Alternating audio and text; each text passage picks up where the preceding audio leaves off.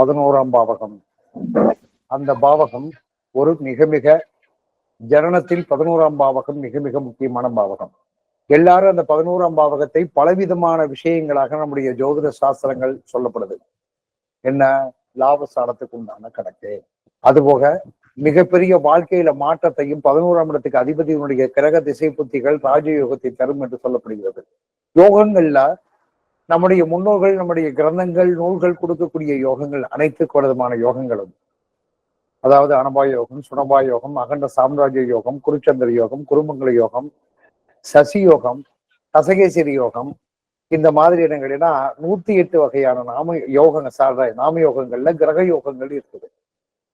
இதற்கு நம்ம சொல்லக்கூடிய யோகங்கள் நம்முடைய ஜாதகத்தில் முன்னோர்கள் சொல்லி இருக்கக்கூடிய யோகங்களுடைய அடிப்படை கணக்குகள் என்ன அப்படின்னு சொல்லி கேட்டீங்கன்னா, கிரகங்களால் வரக்கூடிய யோகங்கள் தான்.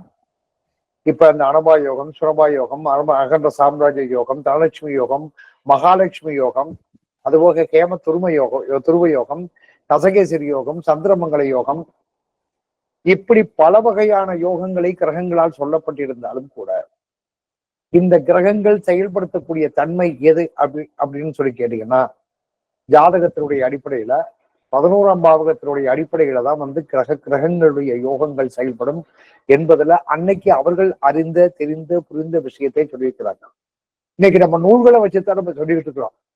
பழைய நூல்களை வச்சு நம்ம பாரம்பரிய முறையை படிச்சிருக்கிறோம், பராசர முறையை படிச்சிருக்கோம் சொல்லப்பட்டாலும் கூட அவர்கள் கொடுத்த அடிப்படை விதி நமக்கு உபயோகமாக இருந்தது.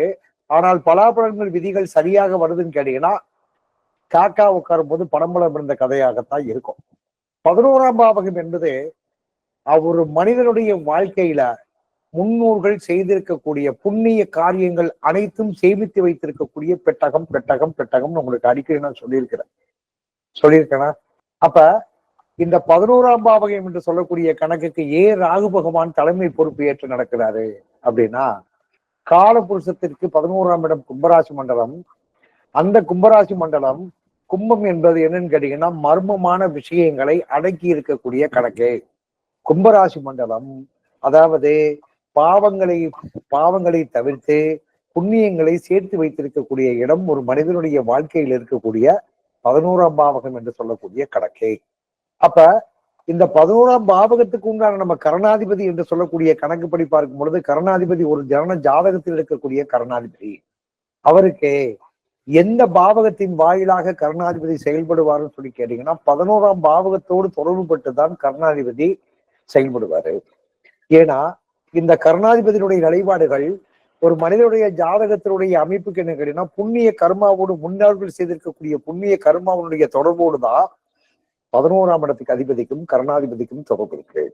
இப்ப ஜாதகத்திற்கு என்ன லக்கணம்? துலாம் லக்கணம். 11ஆம் இடத்துக்கு அதிபதி யாரு? சூரிய பகவான். இப்ப இந்த ஜாதகத்துல யோகாதிபதியும் ராகு, கரணாதிபதியும் ராகு.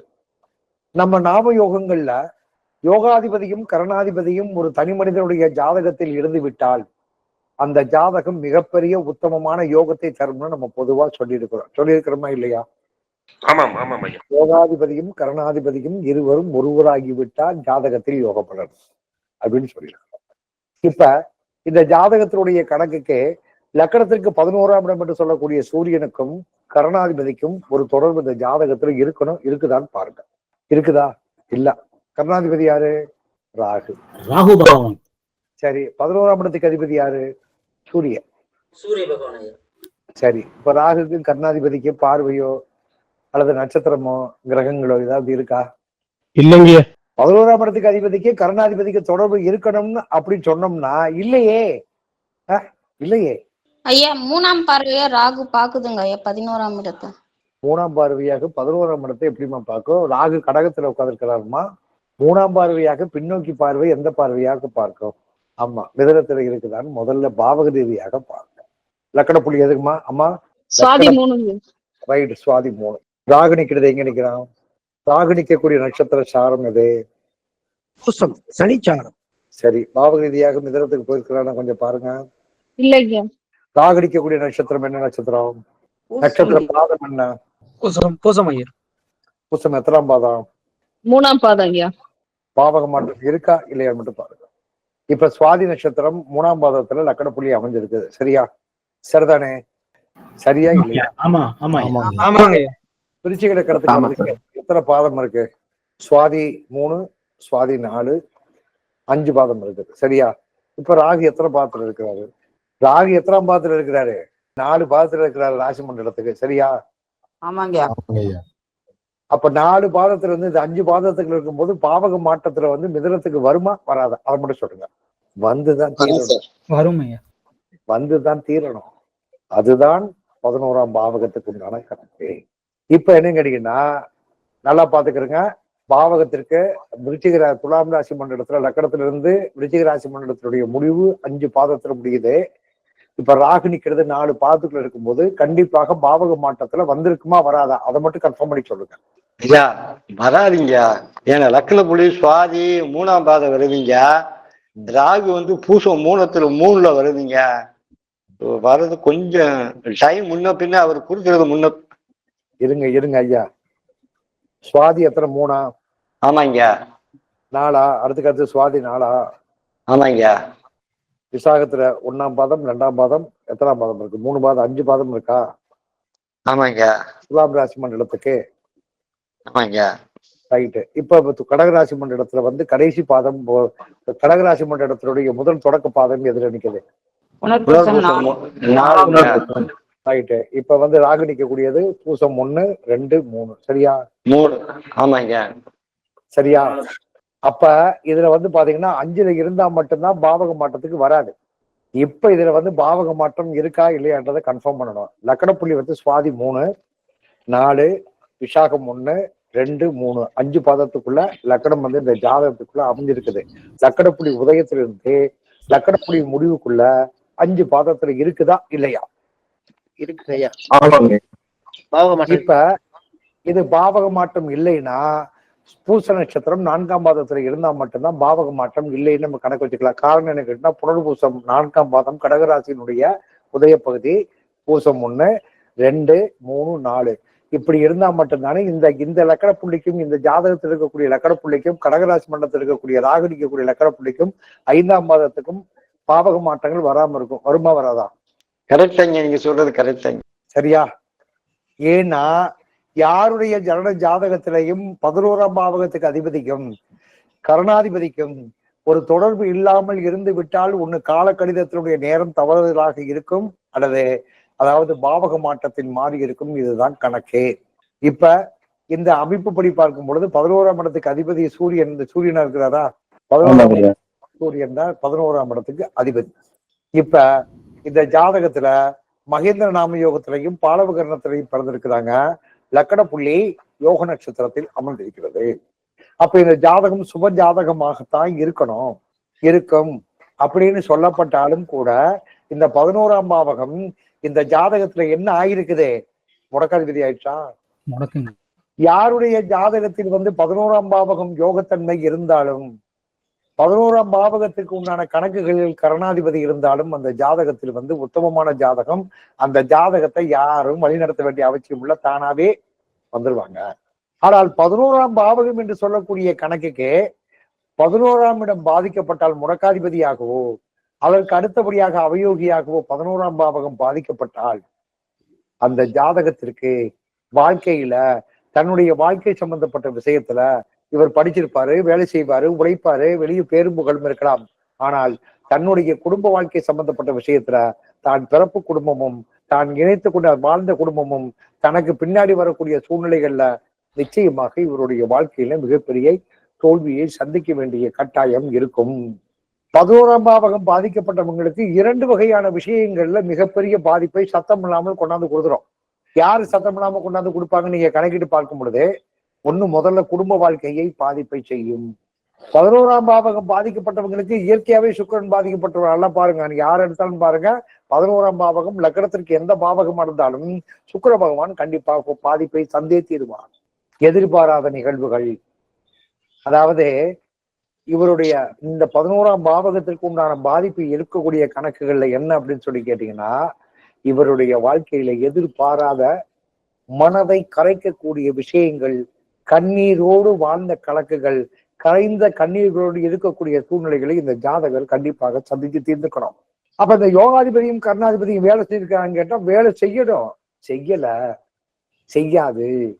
ஏன் செய்யாது? ஒரு மனிதனுடைய வாழ்க்கையில கர்ணாதிபதி பலம் பெறணும், கர்ணாதிபதி மூலியமாக அந்த ஜாதகத்துக்கு வாழ்க்கையில யோக பலன் ஏற்படணும் அப்படின்னு சொன்னா 11ஆம் பாவகம் கெடாமல் இருக்க வேண்டும்.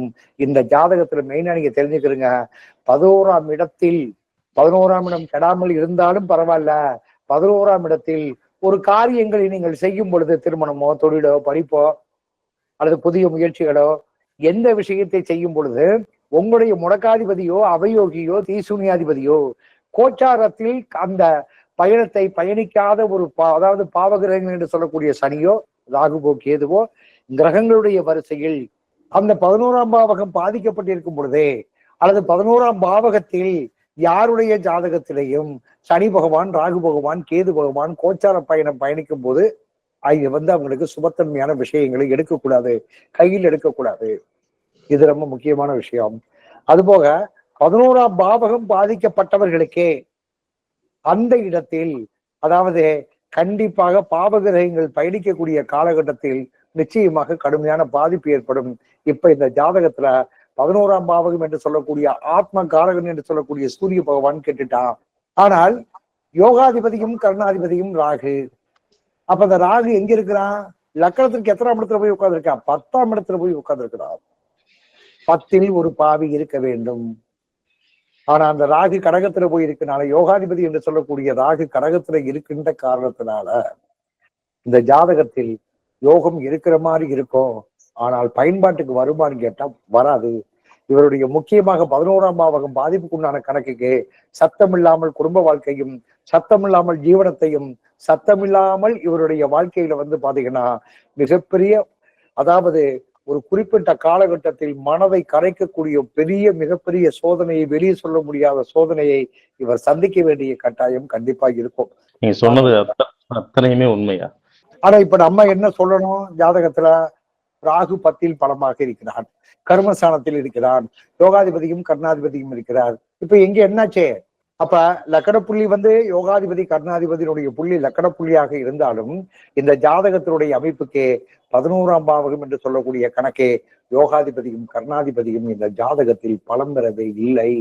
ஏன்னு கேட்டீங்கன்னா ராகு சாயா கிரகம், இவருக்கு கர்ணாதிபதியும் யோகாதிபதியும் பலம் வாய்ந்த கிரகமாக இருந்தாலும் 11ஆம் இடத்துக்கு அதிபதி முடக்காதிபதியாக இருக்கின்ற காரணத்தினால் இவருடைய வாழ்க்கை சம்பந்தப்பட்ட விஷயத்துல சொன்ன மாதிரி குடும்பத்தை கை வைக்க பொருளாதாரத்திலையும் முன்னும் மீள முடியாத ஒரு சூழ்நிலை இருப்பார். இப்ப இவருக்கு 81ல பிறந்திருக்கிறார், வயசுல 45 வயசாக போகுது. 44 முடிஞ்சு 45 ஆகுதா?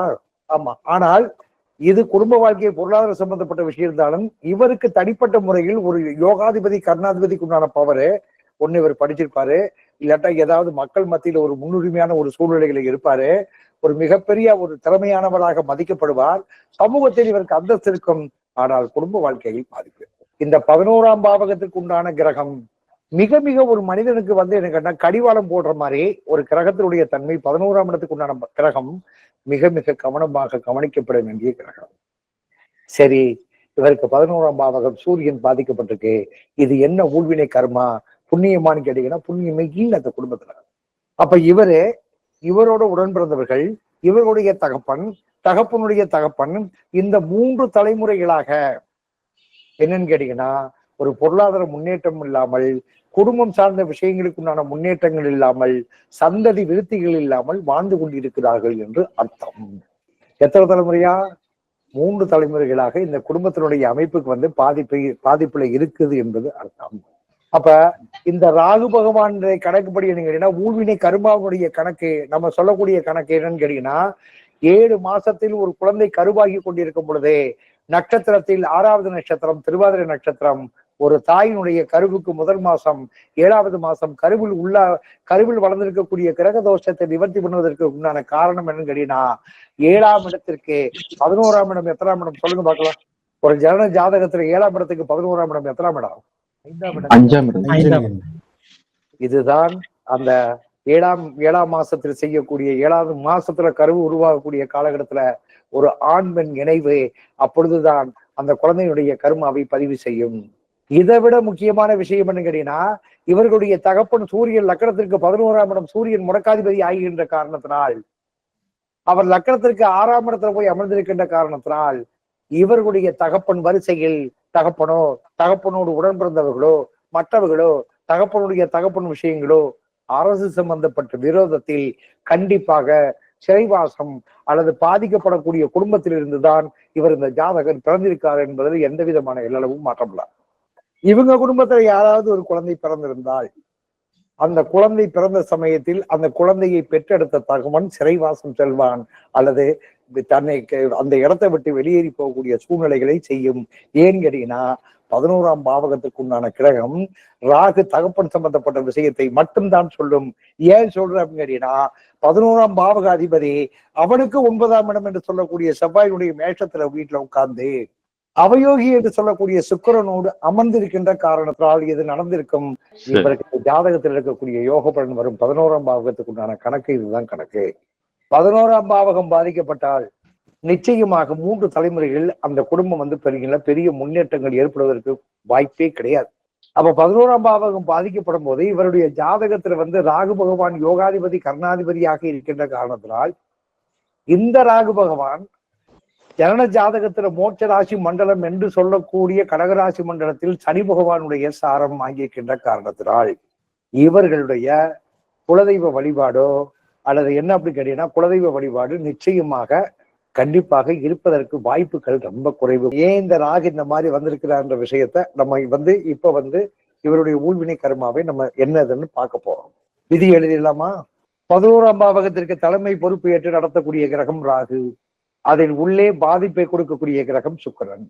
11ஆம் பாவகம் பாதிக்கப்பட்டாலும் ஒரு காரியம் செய்யும் பொழுது 11ஆம் இடத்தில் கோச்சாரத்தில் பாவ கிரகங்கள் என்று சொல்லக்கூடிய சனி ராகு கேது கடந்தாலும் கோச்சாரத்தில் சுபகாரியங்கள் செய்யும் பொழுது சனி ராகு கேது பயணிக்கும் பொழுது நிச்சயமாக ஒரு காரியத்தை செய்யக்கூடாது.